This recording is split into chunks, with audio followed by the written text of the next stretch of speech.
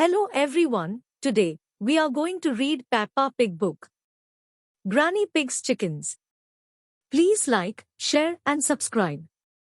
Peppa and George are very excited. Tonight they are sleeping at Granny and Grandpa Pig's house. Peppa and George take a look at their bedroom. It was your mummy's room when she was a little piggy, Granny Pig explains. Out in the garden, Grandpa Pig proudly shows Peppa and George the vegetables he has grown. But there is a bare patch of earth where Grandpa's lettuces ought to be. Meet Jemima, Sarah and Vanessa, says Granny Pig, as 3 hens come to peck at the bare earth. Those hens ate my lettuces, complains Grandpa Pig. Peppa and George give the chickens some corn and lead them back towards the chicken house. Neville the cockerel come over to see what is happening. Cock-a-doodle-doo, he crows. Do, says George.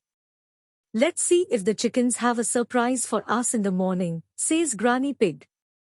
At bedtime, Peppa and George climb into Mummy Pig's old bed. It is very bouncy and comfy, and they sleep soundly until morning, when they are woken by Neville the cockerel's loud cock-a-doodle-doo. Peppa and George quickly get dressed and race outside to the chicken house. They peep inside. There are 4 eggs in the straw, says Peppa. Well done, Jemima, Sarah and Vanessa, says Granny Pig. That's 1 egg each for breakfast. Thank you for waking us up, Neville, says Peppa. Cock-a-doodle-doo, he crows.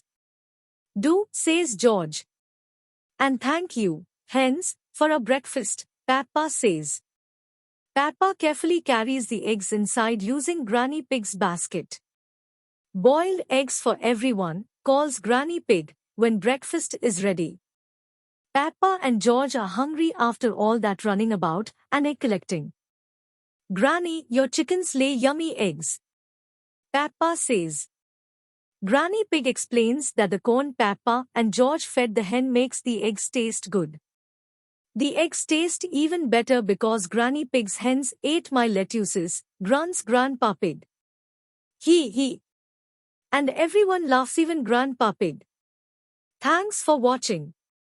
Please like, share and subscribe.